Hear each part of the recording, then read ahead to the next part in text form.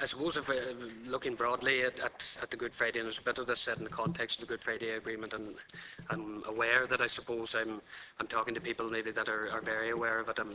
I'm not trying to teach my granny to suck eggs here, but I just want to set that context. You know, we've seen massive achievements in cross-border cooperation and collaborative working over the past 20 years, especially maybe in the areas of health and transport with the airport, tourism and the waterways, third level education, and that. And just moving over to slide slide 2 on page 3. I suppose the Good Friday Agreement brought a new beginning to Ireland North and South, to the governments, to the communities and individuals.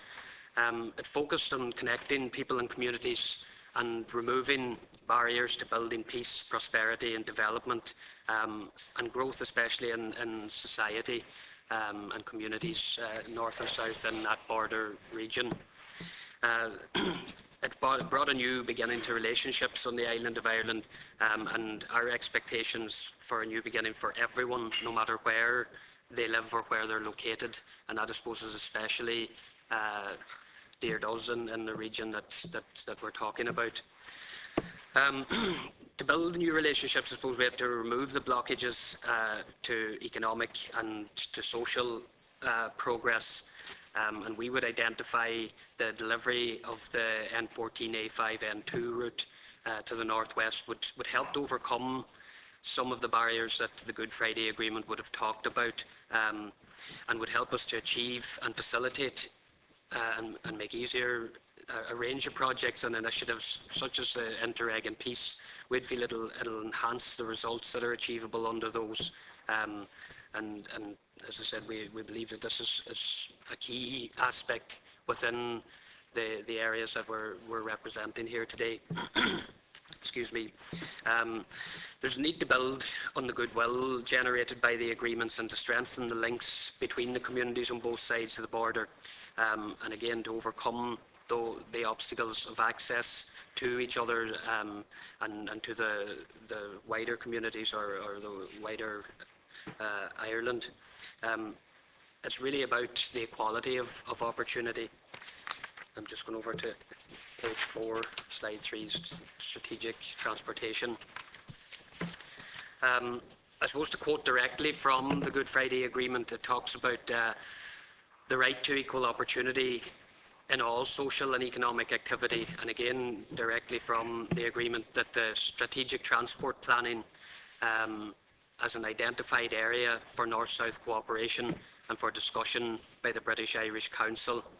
And again, under that, I suppose the A5 section has been identified, and clearly that in isolation, I suppose, doesn't work in the context of where we are, that we see the N2 and N14 sections, the connectivity into Letterkenny, the connectivity continuing to Dublin has been essential to allow the region to grow and allow, as Danny will go into, to maybe help start to offset the deprivation and unemployment and other aspects that afflict or affect us in that whole northwest region, no matter which side of the border you're on. Again, there's a commitment within it for policies for sustained economic growth and stability in Northern Ireland and for promoting social inclusion. Transport links were identified as one of the suitable issues for discussion at the British-Irish Council, as outlined in Strand 3 of the Good Friday Agreement.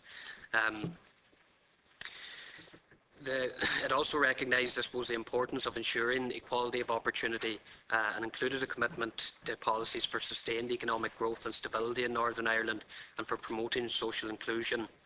The implementation of these policies included a new regional development strategy which would lead to social cohesion in the rural and border areas as well as urban settings. The strategy would commit to making rapid progress in strengthening the physical infrastructure of the region, developing advantages and resources of rural areas and rejuvenating major urban centres, and I think that again is part of the focus of what we've come here to talk about today. Moving on to page 5. I suppose looking at some of the strategic transportation and the regional strategies that are there, we would feel that this project sits well with the regional development strategy, with the National Development Plan, with the North West Gateway Initiative and the St Andrews Agreement.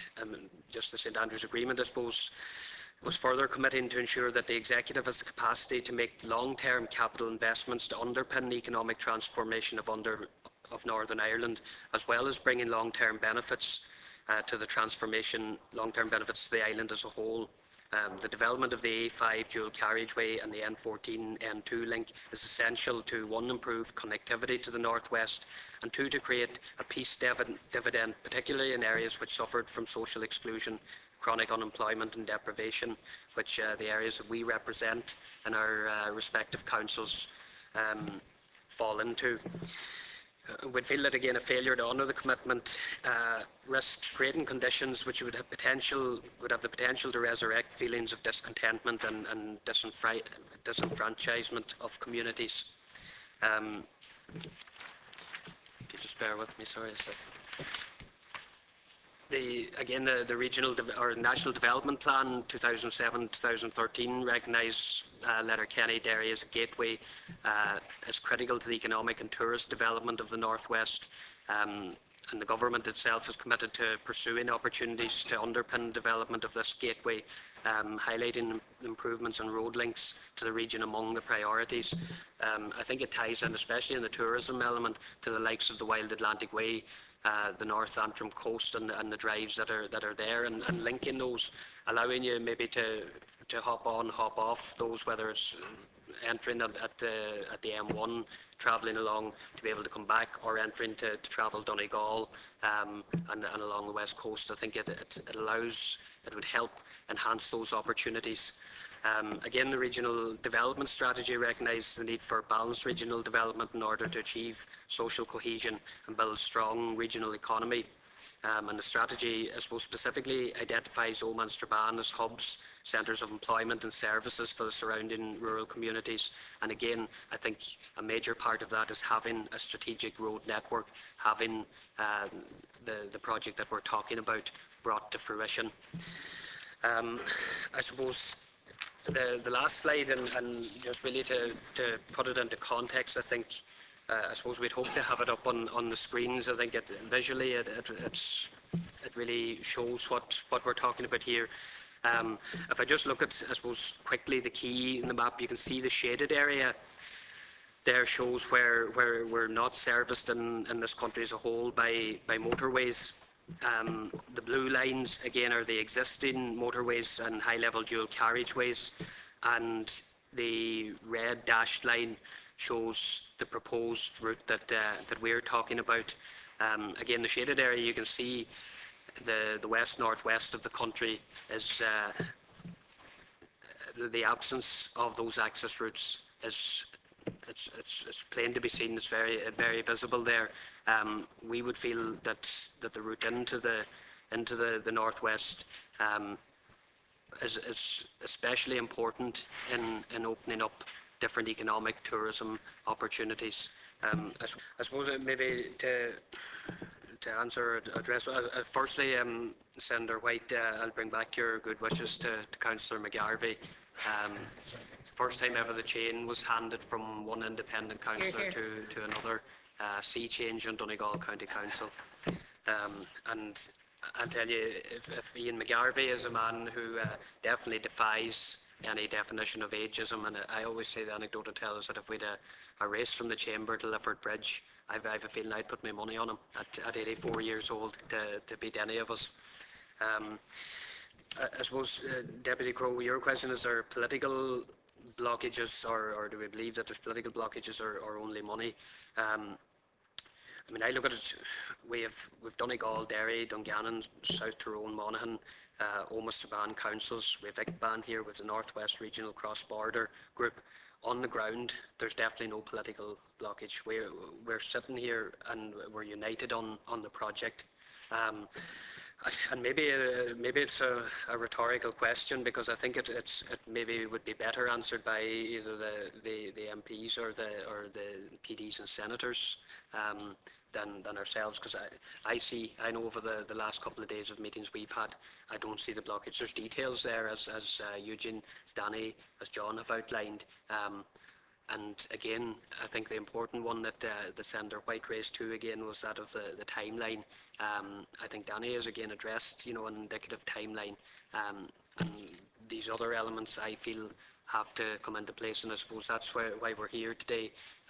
It's the next level up. If there is a political blockage or money blockage or any sort of a blockage, it's not at the local level, and I think that's very important and very clear from the table that you see presenting to you here today. I think from my own point of view, I'm from the southwest, as Deputy Pringle is of the county. It doesn't directly, looking at the map, the Donegal, Killybegs area, you mightn't see a direct benefit to us.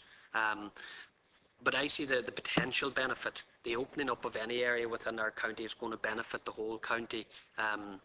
And I know there's a number of other projects, and I think that it leads into and ties into, whether it's into the likes of Enniskillen, whether it's the port and Killybegs, where the Irish government invested significant monies over the past 10 or 15 years, and are showing now some benefits. So as I said, while it doesn't, for myself personally, I see that it can seem a little far away at times, but I do see as a whole region, as our hub of Letterkenny, Derry, it's essential.